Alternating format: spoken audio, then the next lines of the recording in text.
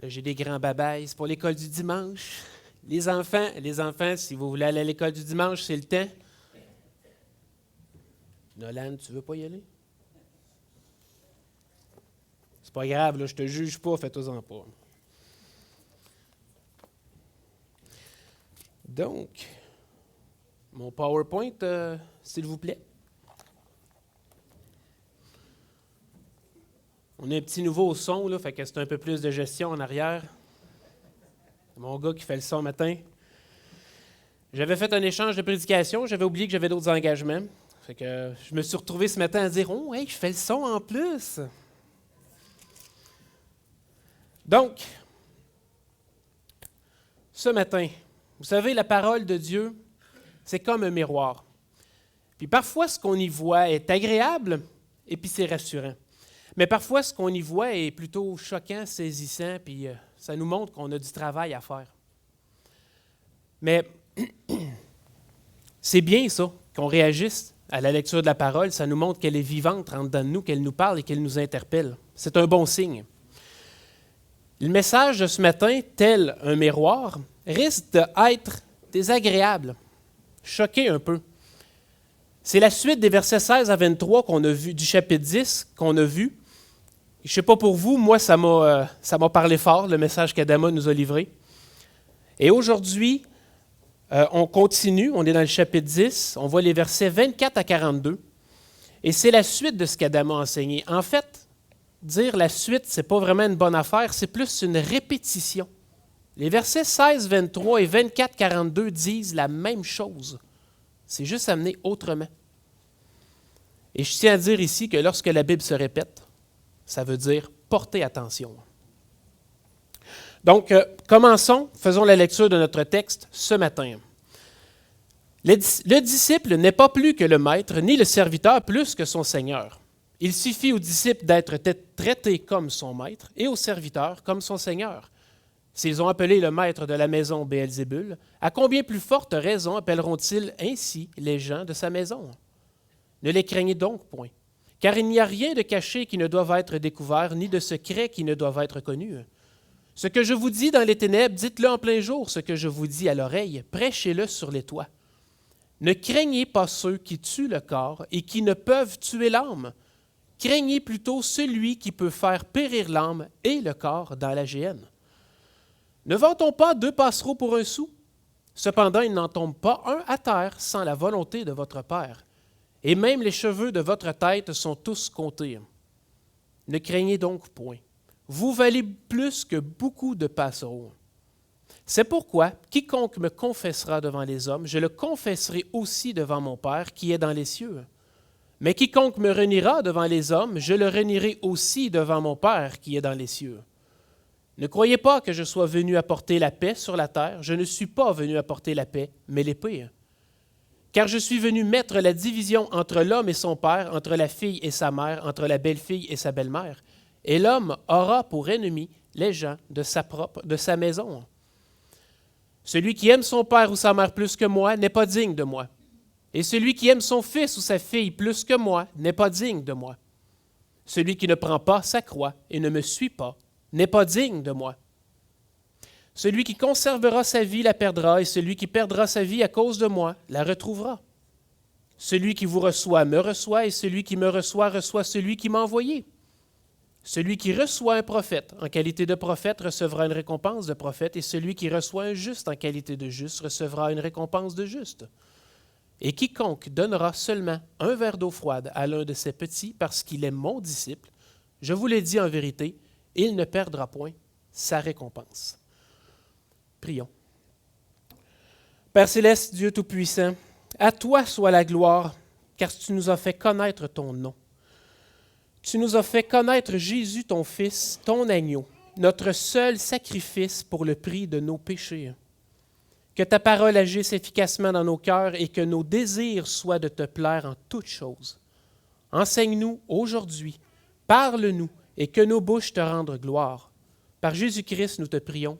Amen. On va voir le texte par bout. Évidemment, on ne le verra pas dans son intégralité.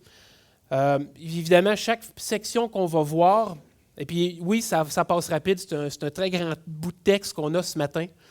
Ça aurait pu être divisé en plus de morceaux que ça, mais là, c'est le choix qui a été fait.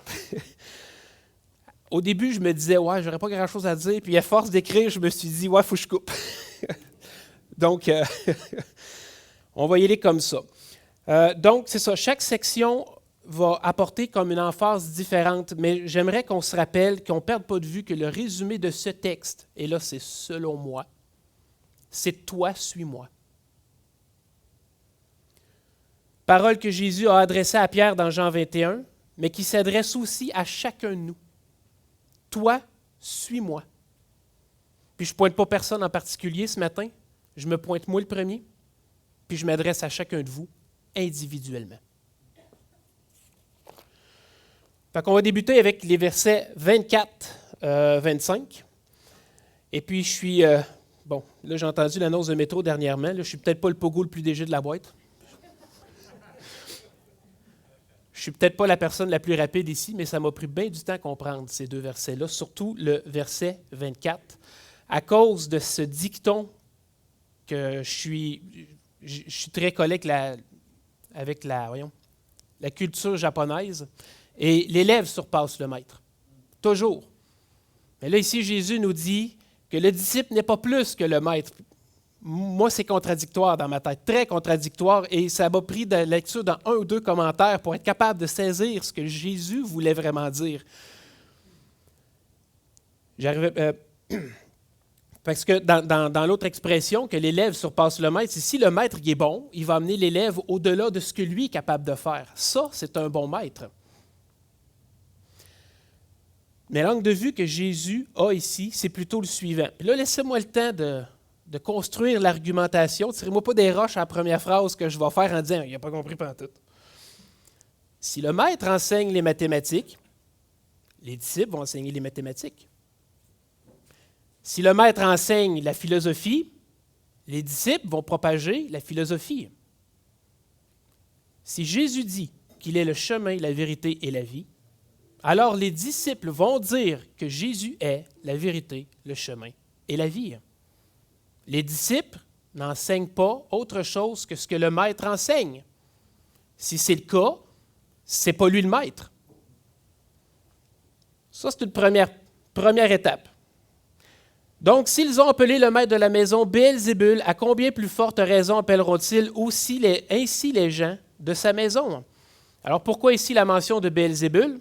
On peut voir, si vous retournez en arrière au chapitre 9, verset 34, que Jésus se fait accuser de chasser les démons par le prince des démons. Et la même chose va revenir au chapitre 12 un peu plus tard, cette même accusation-là. Puis dans l'évangile de Jean, l'accusation revient 4 fois. Les pharisiens accusent Jésus de chasser les démons par le prince des démons. Et ce qui est important, c'est que l'autorité religieuse de l'époque, c'est les pharisiens. Et si les pharisiens disent « cet homme chasse les démons par le nom des démons », il y en a beaucoup qui vont se rallier à leurs opinions. Donc, il est certain que les gens n'offriront pas un bon traitement ni à Jésus et surtout pas plus à ses disciples. Quand Jésus dit « le disciple n'est pas plus que le maître », Jésus nous dit « le serviteur n'est pas plus grand que son maître. S'ils m'ont persécuté, ils vous persécuteront aussi. S'ils ont gardé ma parole, ils garderont aussi la vôtre. » Si le maître enseigne la vérité et qu'on le persécute parce qu'il enseigne la vérité, en quoi bon est-ce que notre sort va être différent du sien? Jésus ici prépare les disciples et il nous prépare en même temps par le fait même. Soyez pas surpris de la réaction du monde. Le verset 16 disait « Voici, je vous envoie comme des brebis au milieu des loups. » Puis c'est clairement pas une perspective qui enchante personne ici. Et c'est de là l'importance de chercher la sécurité auprès de Dieu. C'est lui qui envoie, c'est lui qui protège, c'est lui qui pourvoit. Tout vient de lui. Mais tant qu'on ne répond pas à son appel, on ne peut pas comprendre sa protection. Tant qu'on ne répond pas à son appel, on ne peut pas comprendre sa protection. Nous, on veut les preuves d'assurance avant de passer à l'action. Lisez-vous vos contrats d'assurance? C'est ce que je pensais. Vous devriez peut-être. Mais il est ici votre contrat d'assurance. Entre les deux couverts de la Bible, on a non seulement les promesses de Dieu, mais aussi le témoignage qu'il n'a jamais failli à ses promesses. Il faut arrêter d'être incrédule. Il faut arrêter de penser que Dieu ne peut rien faire pour notre situation. La preuve, elle est ici. Si vous faites confiance à Dieu pour votre salut, il faut lui faire confiance aussi pour chaque situation de votre vie. Jésus continue. On va revenir, vous allez voir, je vais faire un wrap-up à mener parce que ça l'avance. Jésus continue en disant et en parlant de ceux qui disent, que, ainsi comment vont traiter les gens de la maison. Voilà, merci. Ne les craignez donc point, car il n'y a rien de caché qui ne doive être découvert, ni de secret qui ne doive être connu.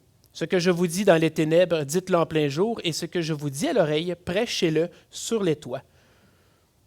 Jésus dit aux disciples de ne rien tenir caché, parce qu'il n'y a rien de secret. Au contraire, révélez toute la vérité, sans honte, sans gêne, sans peur. Il n'y a rien de caché devant le Père. Il voit tout, il sait tout, et il connaît tout. Si on vous accuse d'avoir reçu des secrets ou des choses qui vous ont été secrètement révélées à l'oreille, allez le crier sur les toits, c'est ce que Jésus nous dit. Et si on vous accuse d'avoir reçu de l'information dans le plus noir de la nuit, allez dans les rues, allez le crier, il faut que ce soit connu. Et la vérité, c'est que Jésus est la vérité, le chemin et la vie. Et c'est ce qu'on doit faire connaître. Ce que Dieu nous enseigne à travers nos lectures personnelles, à travers nos temps de prière, partagez-le, répétez-le. C'est bon pour l'édification de tous. Contiennent rien de secret. La vérité doit être connue et révélée. Verset 28. Ne craignez pas ceux qui tuent le corps et qui ne peuvent tuer l'âme. Craignez plutôt celui qui peut faire périr l'âme et le corps dans la géhenne. Personne ne veut souffrir. Ça, je le sais. Personne ne veut être torturé, personne ne veut être battu, enfermé, menacé, comme on l'a vu dans les vidéos de l'Église persécutée, puis comme que certains frères ici l'ont vécu. Mais arrêtez de focusser là-dessus. Réalisez-vous que vous n'êtes pas dans le bon pays pour que ça arrive.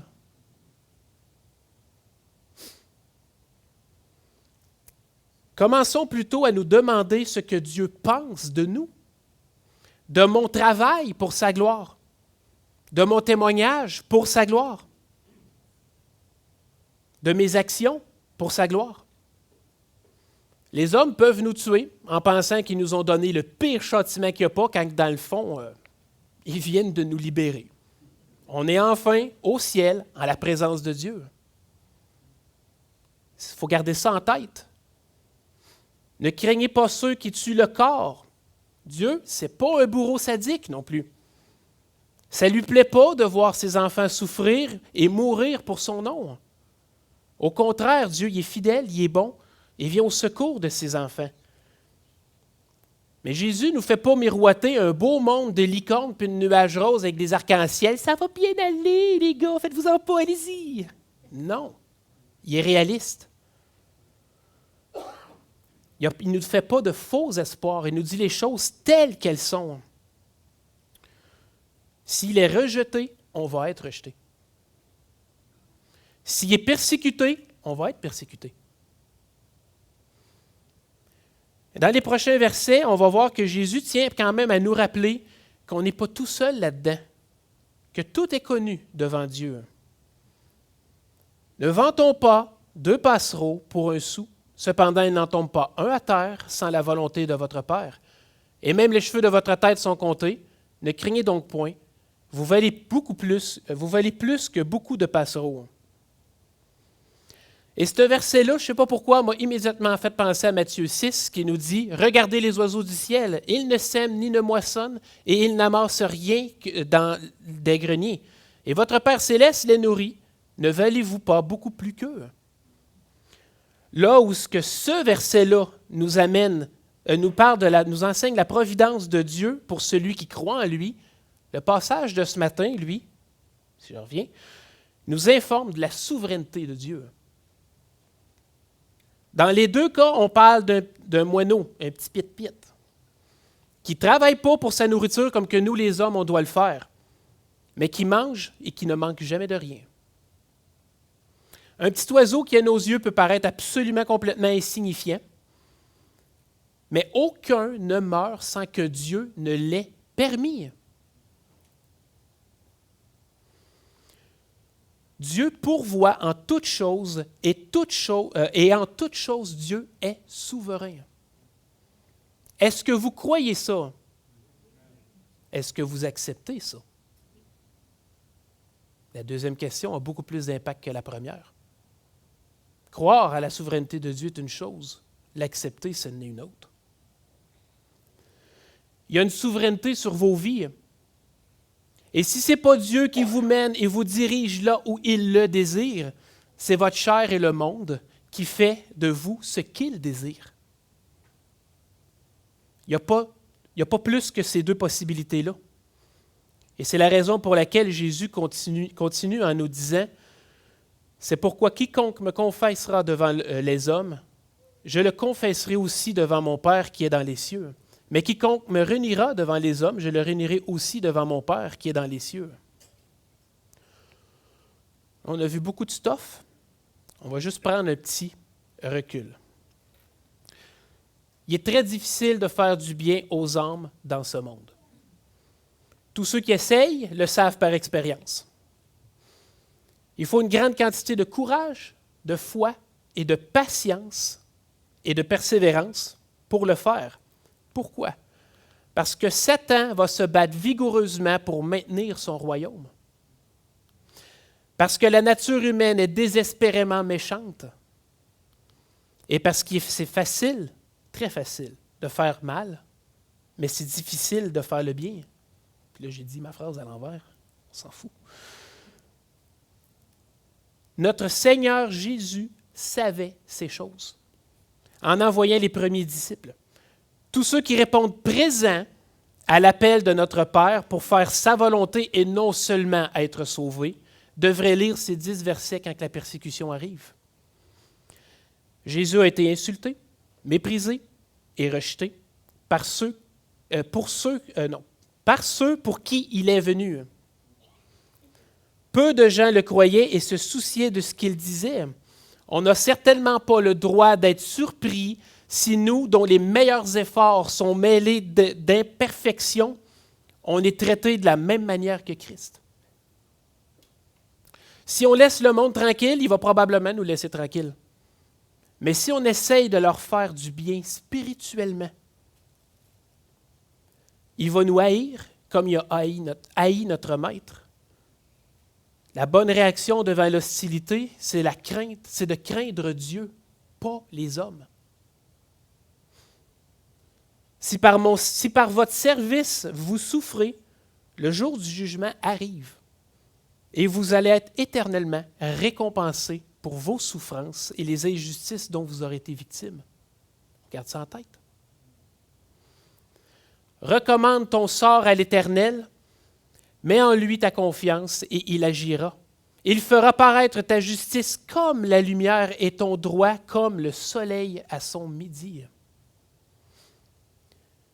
Il faut travailler sans relâche et dans le calme, pas la panique de ce qui se produit. Encore, je vous rappelle que Dieu est souverain. Les hommes peuvent ne pas nous comprendre et fortement nous opposer. Mais le jour du jugement est proche, puis on va être justifiés. Jésus, quand il reviendra, mettra en lumière ce qui est caché dans les ténèbres et il manifestera les desseins des cœurs. Alors chacun recevra de Dieu la louange qui lui sera due. 1 Corinthiens 4,5. Prenons courage. Rien ne peut nous arriver que Dieu ne l'ait permis. Il est l'être absolu. Rien n'arrive dans ce monde sans sa permission. Ça n'existe pas dans la réalité le hasard, les accidents ou la chance. La voie du service peut parfois nous conduire vers des grands dangers. Notre santé peut être mise ou sembler être mise en péril si on va de l'avant. Mais soyons réconfortés à la pensée que tout ce qui nous entoure est dans la main de Dieu. Aucune maladie ne peut s'emparer de nous. Aucune main ne peut nous blesser sans que Dieu ne l'ait d'abord permis. Aucune maladie, aucune main ne peut nous blesser sans que Dieu ne l'ait permis. On peut dire avec assurance à toute situation effrayante qui se présente devant nous, tu n'as aucune autorité sur moi si elle ne t'a pas été donnée d'en haut. Ne craignez donc point, comme Jésus l'a dit, vous valez plus que beaucoup de moineaux. On n'aura pas un sort différent de celui de Jésus, mais ne craignons pas les hommes, Dieu est souverain et prend soin de nous. Si on revient pour les versets 32-33, c'est pourquoi quiconque me confessera devant les hommes, je le confesserai aussi devant mon Père qui est dans les cieux, mais quiconque me reniera devant les hommes, je le renierai aussi devant mon Père qui est dans les cieux. Me confessera devant les hommes va dans le sens de croire en, déclarer allégeance à Christ, s'identifier comme lui appartenant dans sa mort pour nos péchés. Vernon McGee commente ce passage comme suit. Il va de soi que si nous avons accepté le Seigneur Jésus-Christ comme notre sauveur personnel du péché, nous le reconnaîtrons publiquement à chaque fois qu'il sera jugé nécessaire de rendre un témoignage. Par conséquent, la déclaration du verset 33 suit comme le jour suit la nuit. Ce verset m'avertit de vouloir le confesser et de ne jamais le renier. Cependant, je ne veux pas me ridiculiser, car il y a des moments où je ne dois pas jeter mes perles devant les pourceaux. C'est-à-dire, il y a des moments où nous ne l'honorons pas en utilisant son nom en présence de certaines personnes ou dans des groupes de personnes. Traduction libre. Renier Jésus, c'est de refuser de proclamer son nom, c'est de fuir la vérité de sa parole en ne l'appliquant pas dans nos vies. Ce verset n'enseigne pas la perte du salut, mais sûrement, si quelqu'un renie Christ, ça démontre un doute très raisonnable sur son réel engagement envers lui. Est-ce que sa déclaration de foi était juste du bout des lèvres ou c'était l'engagement de tout son être? Il est vrai que parfois, la peur peut nous faire dire des choses qu'on va probablement amèrement regretter après. Rappelez-vous Pierre, qui a renié Jésus 3 fois. Après avoir déclaré pourtant avec force que même s'il devait mourir, il ne renierait jamais. Malgré des signes contradictoires, on peut penser que quelqu'un n'a pas donné sa vie à Jésus. Est-ce que Pierre croyait en Jésus? Oui. Est-ce que Pierre avait la chienne de subir le même sort que Jésus? Oui. Est-ce que le reste de la vie de Pierre s'est fait dans le reniement de Jésus? Non. Pas du tout. Cela étant dit, je vous rappelle que notre place ici n'est pas de juger ceux qui nous entourent, mais plutôt de les encourager à la piété lorsque nous doutons de leurs allégeances. Dieu s'occupe du jugement et en cela, moi, j'en prends tout mon réconfort. C'est lui qui juge parce qu'il est juste et il connaît toutes choses. Christ plaide pour ses disciples devant le Père. Il se tient debout à la droite du trône lorsque nous sommes persécutés pour son nom. On va avoir des persécutions. Et c'est d'ailleurs ce qu'on voit dans les prochains versets. Ne croyez pas que je sois venu apporter la paix sur la terre. Je ne suis pas venu apporter la paix sur la terre, mais l'épée. Certaines traductions vont traduire l'épée par le combat. Car je suis venu mettre la division entre l'homme et son père, entre la fille et sa mère, entre la belle-fille et sa belle-mère, et l'homme aura pour ennemi les gens de sa maison. Déclaration plutôt surprenante de Jésus lorsqu'il dit qu'il n'est pas venu apporter la paix, parce qu'il est venu apporter la paix. Il est venu apporter la paix entre Dieu et l'homme. Ce que Jésus veut nous dire ici, c'est que ce n'est pas tout le monde qui va le reconnaître comme son sauveur. Et si dans une même famille, l'un croit mais pas l'autre, ça va apporter des conflits. Des couples se divorcent à cause de la foi, parce qu'un croit puis pas l'autre. Il y a des familles qui créent des fossés infranchissables à cause de la foi. Comme Adama nous l'a témoigné il y a 2 semaines, des pères, mères renient et chassent leurs fils, filles à cause de la foi. À cause de Jésus, l'homme aura pour ennemi les gens de sa maison. Et je pense qu'une des premières responsabilités de l'Assemblée en tant que famille est de vigoureusement prier pour ceux qui donnent leur vie à Christ. Ils sont dans les jours à venir en première ligne pour un combat absolument sans merci avec des gens qu'ils aiment mais qu'ils risquent de les châtier. Oui, c'est bien de prier pour les âmes, pour leur salut, mais n'oublions pas qu'une fois qu'ils ont la vie, un combat sans merci débute. Les versets 37 à 38 sont des paroles qui sont dures. Celui qui aime son père ou sa mère plus que moi n'est pas digne de moi. Celui qui aime son fils ou sa fille plus que moi n'est pas digne de moi. Celui qui ne prend pas sa croix et ne me suit pas n'est pas digne de moi. Chaque fois que je lis « n'est pas digne de moi », c'est comme une flèche qui me rentre au cœur. Ce que l'amour peut nous faire faire, ce que la peur peut nous faire faire. Parce que j'aime mon père et ma mère, et puis parce que je ne veux pas perdre ma relation avec eux, de peur de me retrouver orphelin de leur vivant, je vais délaisser l'appel de Jésus pour ma vie. Parce que mes enfants ont honte de ma foi, je vais délaisser l'appel de Jésus pour ma vie.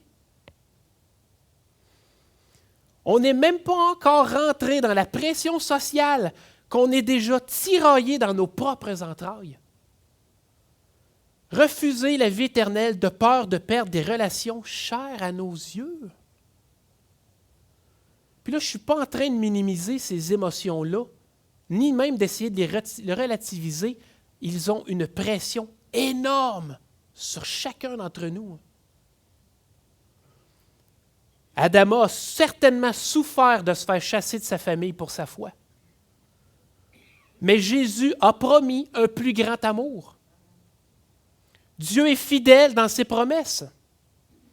Non pas qu'il n'y a plus de souffrance, mais la souffrance, elle est supportable devant le réconfort que l'Esprit donne à celui qui souffre. Si vous êtes déjà sauvé, vous avez la foi. Est-ce que tu fais ce que Jésus enseigne? Le sers-tu? Lui, pas l'Église, lui. Est-ce que tu réponds à son appel à tous les jours de ta vie? Puis attention aux réponses superficielles puis faciles ici. Là. Prenez le temps d'y réfléchir. Es-tu digne du sacrifice de Jésus-Christ? Est-ce que tu rends par ton service la valeur du prix qui a été payé? Es-tu digne? Est-ce que tu t'empêches parce que père, mère, fils, fille ont plus de valeur à tes yeux que le prix qui a été payé pour ta vie? L'homme aura pour ennemi les gens de sa maison.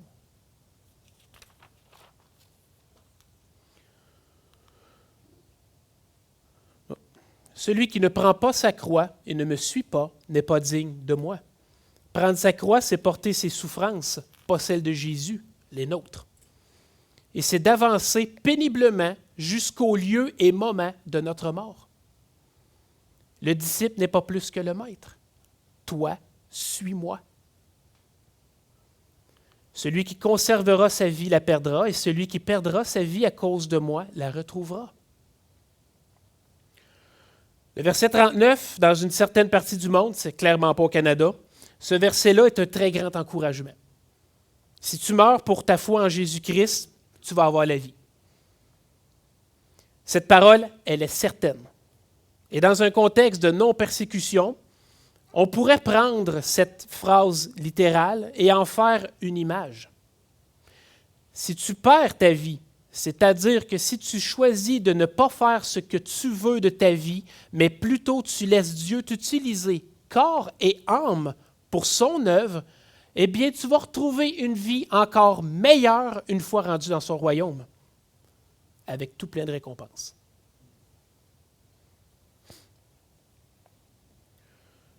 Jésus termine son discours mandataire aux disciples en disant « Celui qui vous reçoit me reçoit, et celui qui me reçoit reçoit celui qui m'a envoyé. Celui qui reçoit un prophète en qualité de prophète recevra une récompense de prophète, et celui qui reçoit un juste en qualité de juste recevra une récompense de juste.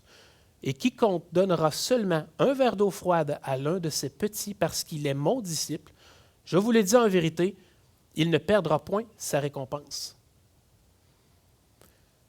Afin de bien comprendre le sens de ces versets, il faut les interpréter avec un point de vue de persécution.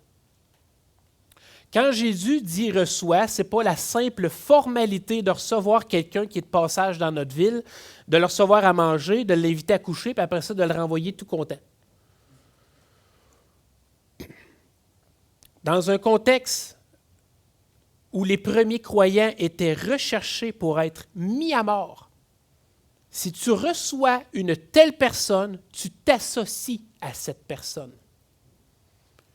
Tu ne reçois pas quelqu'un qui proclame la parole de Dieu sans y mettre aussi ta foi. Ta vie est en danger. Aider un mendiant qui est devenu mendiant à cause de sa foi, c'est de se mettre toute l'opinion publique contre soi. Comment est-ce que tu peux donner un verre d'eau et de la nourriture à cette personne-là? Sais-tu qui proclame que Christ, c'est le chemin, la vérité, la vie? Mais... Oui, recevoir un croyant apporte certaines récompenses, mais ce n'est pas le sens dans lequel Jésus parle ici.